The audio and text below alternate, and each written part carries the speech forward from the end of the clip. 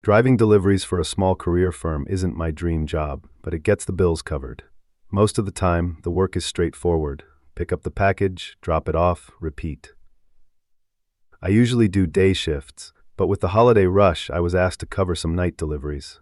At first, I was fine with it, driving through quiet streets with no traffic, listening to my favorite podcasts. On my first night, I was scheduled to deliver a few packages to a business district about an hour outside of town. It was already dark by the time I left the warehouse, the kind of cold, moonless night that made everything seem a little more sinister. Still, I wasn't too worried. I'd done late-night runs before and never had any issues. The business district I was heading to was a weird spot, though. It was part of an industrial park with rows of warehouses and offices tucked away in a remote area just off the main highway. The place was pretty much deserted after dark. No one worked there at night, which meant it was usually quiet.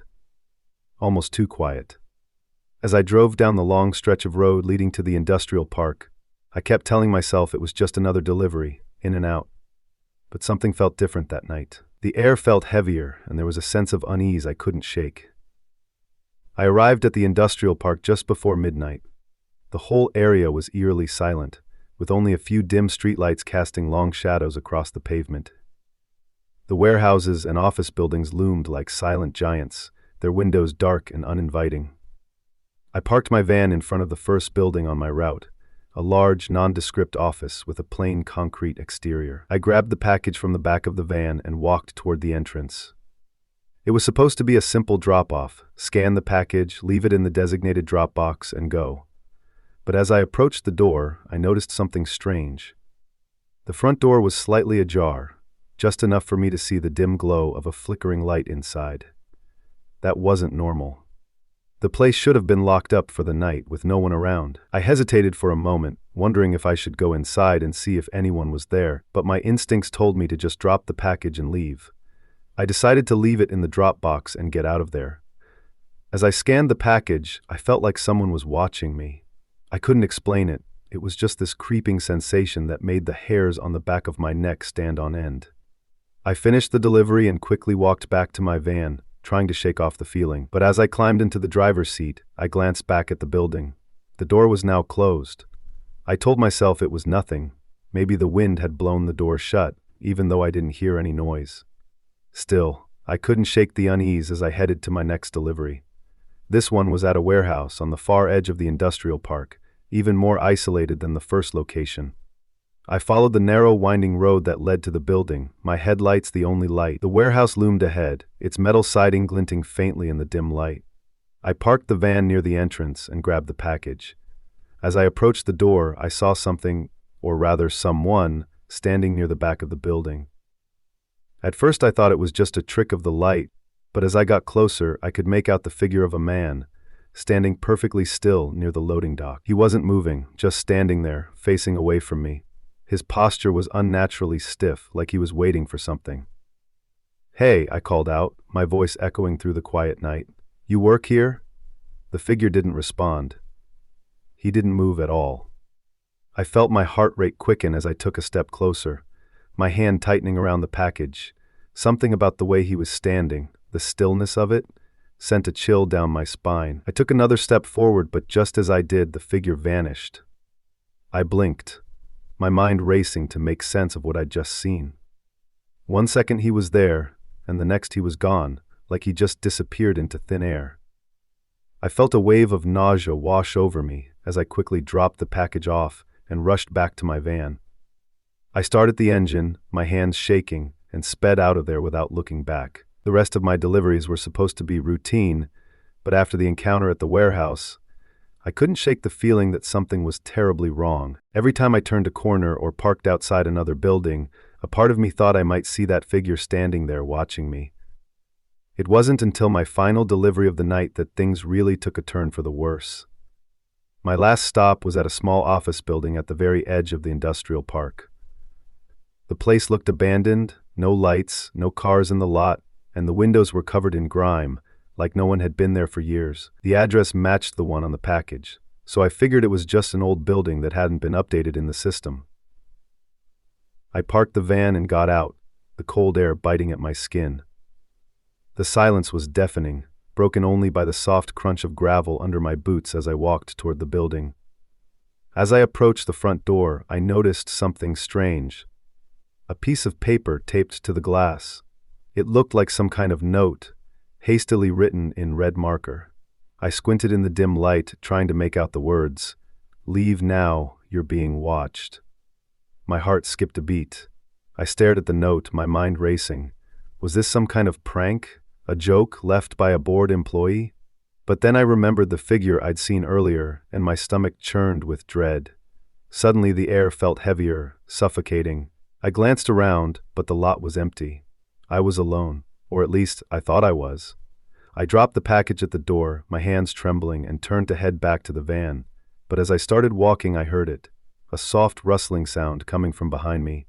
I froze, my breath catching in my throat. Slowly, I turned around.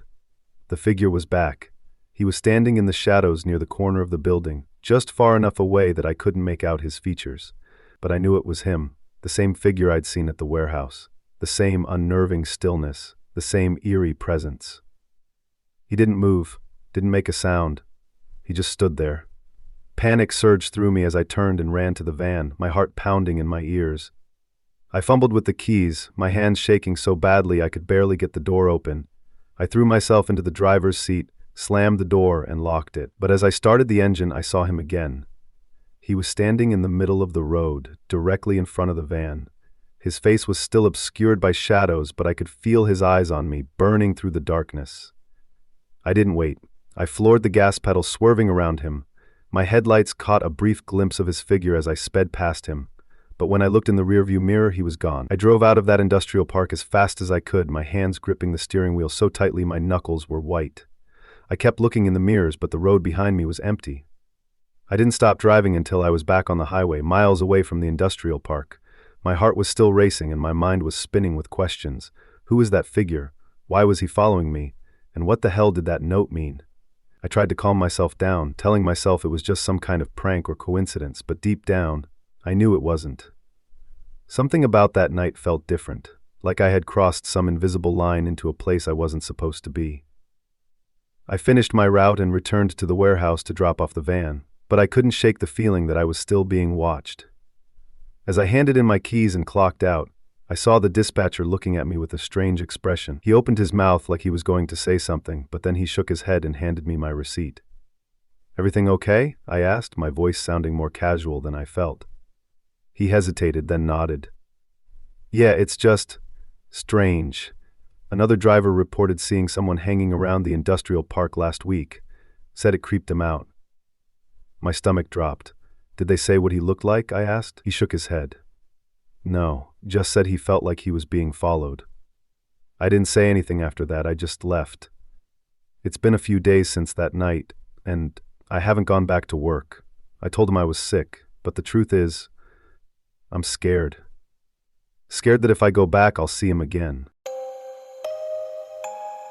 I've been working the night shift at this warehouse for about 6 months.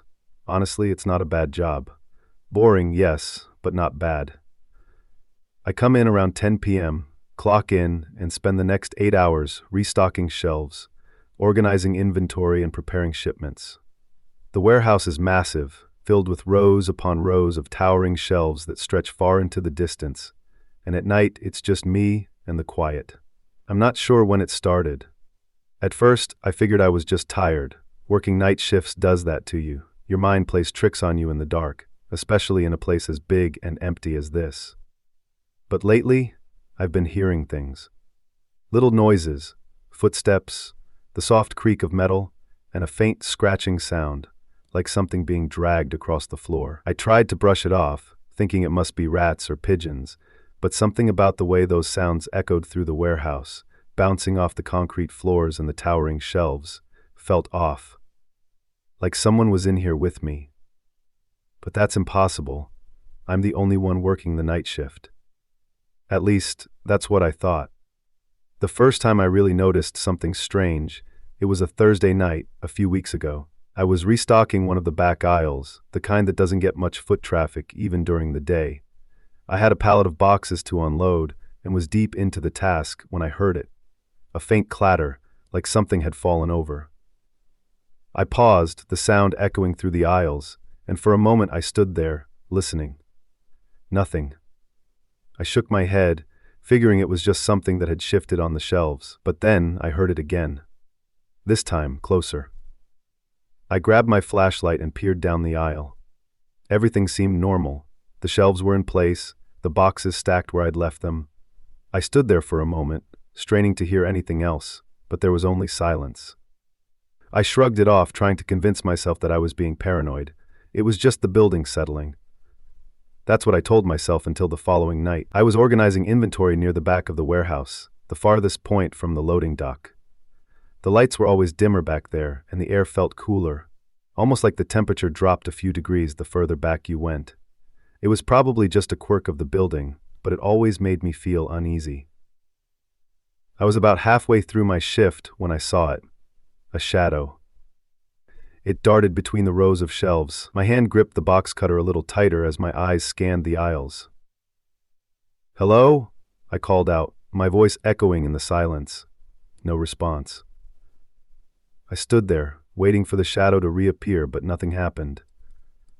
I took a deep breath and moved closer to where I'd seen it, shining my flashlight down the aisle, but there was nothing. Just row after row of boxes and shelves, all neatly organized. I tried to laugh it off. Maybe I was just tired. It wouldn't be the first time my mind played tricks on me during a long shift, but something about the way that shadow moved. It didn't feel like a trick. Still, I pushed the thought aside and kept working. But I couldn't shake the feeling that I wasn't alone. The following week, the noises started getting worse. It wasn't just random clattering or the hum of the building anymore. I started hearing footsteps. Clear, unmistakable footsteps. It always happened around the same time, sometime after midnight. I'd be working, minding my own business, when I'd hear them. Footsteps echoing through the warehouse. Sometimes they seemed far away, but other times they sounded like they were coming from the next aisle over. I'd drop whatever I was doing and rush over, but no one was ever there. It didn't make sense. There were security cameras all over the warehouse, and I'd check them whenever I heard something strange. Nothing. I was alone, but those footsteps, they were real. I know they were. One night, after hearing the footsteps yet again, I decided to check the security footage more carefully. I went to the management office and started scrolling through the feed. Everything seemed normal until I got to the footage from the back of the warehouse. There, on the screen, I saw it. A figure. It was faint, almost like a blur, but it was there, moving between the rows of shelves, just like I'd seen in the corner of my eye. I paused the footage and stared at the screen. My heart was racing. I couldn't make out any details, just the shape of a person moving too quickly for the camera to focus. That's when I realized I wasn't imagining things. Something or someone was in the warehouse with me. The next night, I almost didn't come to work. I'd been feeling on edge for weeks, but I couldn't afford to miss a shift. Rent was due, and I needed the paycheck. So I clocked in, grabbed my clipboard, and got to work, trying to ignore the pit of dread in my stomach. Everything was fine for the first couple of hours, quiet, just like it always was. But around midnight, things started to go wrong.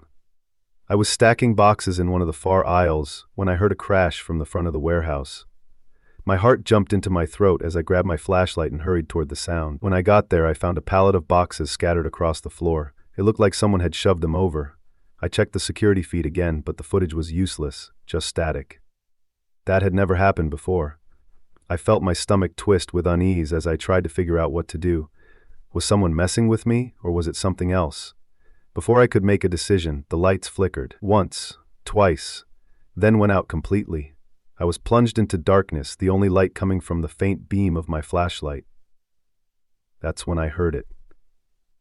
The footsteps. But this time they weren't far away. They were close. Too close. I stood there frozen, listening as the footsteps grew louder, closer. My flashlight shook in my hand as I slowly turned around, shining the beam down the aisle. And that's when I saw it, a figure standing at the far end of the aisle. It was tall, its face obscured by shadows, but I could see the faint outline of a person. They were just standing there, staring at me. I could feel my heart thudding against my ribs as I tried to process what I was seeing. "Who are you?" I called out, my voice trembling. What do you want?" The figure didn't respond. I took a step back, my hands shaking as I tried to keep the flashlight steady. The figure didn't move, but I could feel its gaze on me, cold and unrelenting. And then, without warning, it started moving toward me. I didn't wait to see what would happen next. I turned and ran, sprinting down the aisle as fast as I could. I could hear the footsteps behind me, echoing off the walls. I darted through the maze of shelves, trying to find a way out. The warehouse felt like a labyrinth, the rows of boxes stretching out endlessly in every direction. I could hear the figure gaining on me, its footsteps growing louder with each passing second. Finally, I reached the loading dock. I slammed my hand against the emergency door release, and with a loud beep, the door swung open. I stumbled outside, gasping for breath, and turned to look behind me. The figure was gone. The warehouse was silent once more, as if nothing had happened. I stood there, trembling, trying to catch my breath. My mind raced with questions, but I didn't have any answers. I didn't know who or what that figure was, but I knew one thing for sure. I was never going back in there again. I quit the next day. The warehouse was haunted or cursed or something. I didn't care. All I knew was that whatever had been in there with me that night wasn't human. I don't know what I saw that night, and I don't want to know. When I first took the night shift at the office, I wasn't thrilled, but the extra pay was too good to pass up. My department was on a deadline for a huge project, and someone needed to stay late to monitor progress and make sure everything was on track. I volunteered, figuring it would be just a few quiet hours of catching up on work without distractions. The office building itself was your typical corporate setup. Rows of cubicles, a break room with a coffee machine that never worked right, and fluorescent lights that buzzed just enough to drive you crazy. During the day, the place was bustling with people, the hum of phones ringing and keyboards clacking filling the air. But at night, when everyone else had gone home, it felt different. There's something unsettling about an empty office at night. The rows of cubicles stretch out like a maze, the dim emergency lighting casting strange shadows. I could hear every little sound, the creak of the building settling, the faint hum of the air conditioning. Even my own breathing seemed too loud. At first, the quiet was a relief. I liked the solitude, the peace of it all, but after a few nights, the peace started to feel more like isolation. And then strange things began to happen. One night, I was working on a report when I heard a faint rustling sound coming from across the room. I looked up, expecting to see one of the cleaning crew, but the office was empty. I shrugged it off, figuring it was just some building system kicking in, but the sound kept coming. Papers shuffling, chairs creaking, as if someone was moving around just out of sight. It was subtle, almost too subtle to notice at first, but once I heard it, I couldn't unhear it. I stood up and walked around the office, checking the cubicles, but there was no one there. The building was old, I reminded myself. Buildings make noises, that's all it was. But then things started to get weirder. The next night, I came back from a break to find the papers on my desk scattered across the floor. At first, I thought maybe I had knocked them off without realizing it, but as I bent down to pick them up, I noticed something strange. The papers weren't just scattered, they were arranged, spread out in a way that seemed deliberate. I felt a chill creep down my spine. I was the only one in the office, wasn't I? I checked the security system. All the doors were locked, and no one had come in or out since I arrived. I laughed it off, telling myself I was just being paranoid, but I couldn't shake the feeling that I wasn't alone. That's when the footsteps started. It was late, probably close to midnight, and I was working on some spreadsheets, the glow of my monitor the only light in the office. I was deep into my work when I heard it. Footsteps, echoing down the hallway just outside the cubicles. I froze, my fingers hovering over the keyboard. The sound was unmistakable. Someone was walking down the hallway toward me. I strained to listen, trying to figure out who it could be. Maybe someone from the cleaning crew had arrived late, or maybe another employee had decided to pull an all-nighter, but no matter how hard I listened, I couldn't hear any doors opening or closing, no rustling of cleaning supplies, just those footsteps. I stood up, my chair creaking as I pushed it back. "Hello?" I called out, my voice sounding too loud in the empty office. No response. I stepped out of my cubicle, peeking around the corner into the hallway. It was empty. The footsteps had stopped. My heart was racing now, and I could feel a cold sweat forming on the back of my neck. I tried to tell myself it was just my imagination, that I was hearing things because I was tired, but deep down, I knew something was wrong. I went back to my desk, but I couldn't focus. Every little sound, the hum of the air conditioning, the soft clicking of the clock, set my nerves on edge. I kept glancing over my shoulder, expecting to see someone standing there, watching me. But no one was there. A few nights later, the situation reached a new level. I was sitting at my desk, finishing up a report, when I saw something out of the corner of my eye. A shadow, moving across the wall behind me. It was quick, just a flicker, but it was enough to make me turn around. There was nothing there. I turned back to my computer. I tried to focus, but the shadow kept appearing, just at the edge of my vision. It was like someone was standing behind me. You know that indistinguishable feeling that there's a presence behind you, but every time I turned to look, the room was empty. The breaking point was when I caught a glimpse of something in my monitor. It was a reflection. Just behind me, in the dim light of the office, I saw the outline of a figure. I spun around, my breath catching in my throat, but there was no one there. The office was empty, as it always was, but the reflection had been real. I knew it was. That's when I started to panic. I called security, asking them to check the cameras, but they found nothing. No one had entered or left the building all night. I was alone. At least I was supposed to be. After that night, I couldn't shake the feeling that I wasn't alone. Every time I came in for my shift, I felt eyes on me, even though I was the only one there.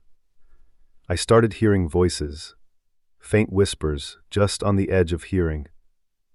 I'd be sitting at my desk, and I'd hear my name, like someone was calling me from down the hall. But when I went to check, there was never anyone there. The footsteps became more frequent, too. I'd hear them almost every night, walking up and down the hallways, sometimes stopping just outside my cubicle. I'd sit there, frozen, waiting for them to move on. But they wouldn't. They'd just stop. And I'd feel the overwhelming sense that someone was standing there, just on the other side of the wall, waiting for me to move. One night, after a particularly unsettling encounter where I'd seen a shadow pass by the window, even though I was on the 12th floor, I decided I needed to get to the bottom of this.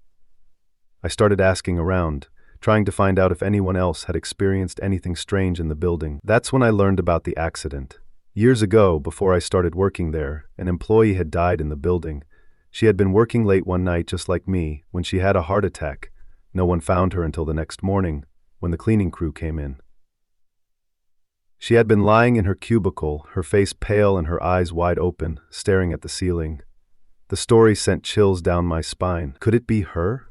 Was she the one haunting the office, unable to move on? I tried to brush it off as an old office legend, just a story meant to spook the night shift workers, but deep down, I couldn't shake the feeling that there was more to it than that. The footsteps, the shadows, the whispers, they all started after I had taken the night shift, and they were getting worse.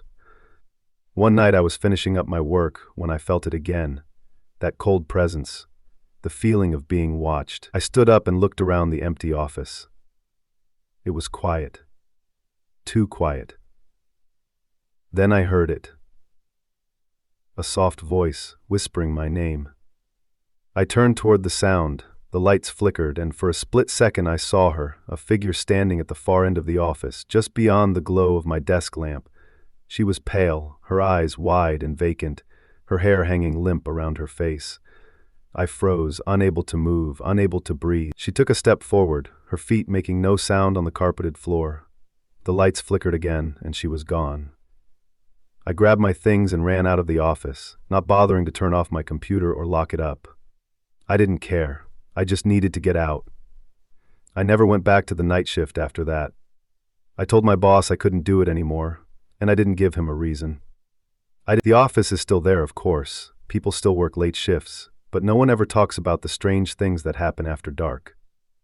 The cleaning crew has their own stories, whispers of shadows moving in the hallways, of footsteps that shouldn't be there, but no one ever stays late alone anymore.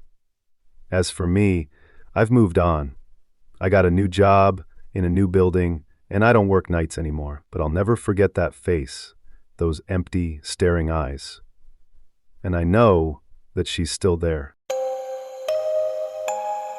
I've worked as a night security guard for a few years now.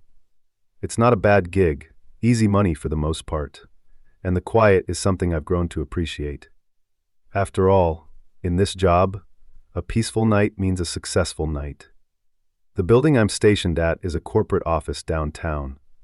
One of those glass towers that looks impressive during the day, but feels almost haunted when it's empty at night. Most nights, I'm the only one here. I sit in the security office, monitor the cameras, patrol the hallways a couple of times, and lock up the place. It's monotonous, but I prefer it that way. The quiet hum of the building's systems, the soft glow of the security monitors, it all became routine. Then there's Martin. He's the janitor on the same shift as me, and from the moment I met him, something about him didn't sit right. He's an older guy, probably in his late 50s or early 60s, with thinning gray hair and a way of moving that's too quiet. I don't know if it's his hunched posture or the way he always seems to appear without making a sound, but I can never shake the feeling that he's watching me, even when I don't see him. At first, it was just a gut feeling, nothing I could put my finger on. He was polite enough, keeping to himself and occasionally nodding if we passed each other in the hallways. But over time, the strangeness started to add up. One night I was doing my usual rounds, checking the locks, walking the hallways, when I saw him standing in one of the empty offices on the 16th floor. The lights were off, but the glow from the hallway illuminated him just enough. He wasn't cleaning, he was just standing there, staring out the window. His reflection in the glass looked wrong, distorted somehow. I stood there for a moment, unsure of whether to say something. It felt like I was intruding, even though I was technically the one supposed to be there. Finally, I cleared my throat. "Everything okay, Martin?" I asked, trying to sound casual. He didn't turn around, completely ignoring me. He just kept staring out the window. I waited a few more seconds before walking away, the unease settling deep in my gut. That was the first time I felt like something was seriously off with him. But it was just the beginning. For the next few weeks, I started noticing other things. Small things, at first, but enough to raise alarm bells in the back of my mind. For one, Martin would always be in places where he had no reason to be. The janitorial staff had their designated areas, but I'd find him wandering the upper floors at odd hours, sometimes just standing in the middle of the hallway, as if waiting for something. The worst part? He would always seem to vanish the moment I turned the corner. I'd see him in the reflection of the glass doors, but by the time I reached that spot, he was gone. I tried telling myself I was being paranoid. It's easy for the mind to play tricks when you're alone at night in a massive, empty building, but then things started happening that I couldn't explain. It started with the cameras. One night, I was watching the security monitors when I noticed static on one of the feeds. That's not unusual. The cameras glitch from time to time. But this was different. The static would flicker for a second, and then Martin would appear on the screen, standing perfectly still in a hallway I knew I had just checked. He wouldn't move, wouldn't clean, just stand there, staring at something off camera. Then, just as suddenly, the feed would cut out, and when it came back, he'd be gone. At first, I chalked it up to a technical error, but it kept happening. Always the same camera, always the same unsettling image of him standing in the middle of the hallway, staring into nothingness. And then there were the items. Things started going missing from my desk. A pen here, a key card there. I thought maybe I was just being careless until I found them in strange places. An office supply closet that hadn't been used in months, or a stairwell nobody ever used. How were they getting there, and why? The night everything changed. I had decided to confront Martin.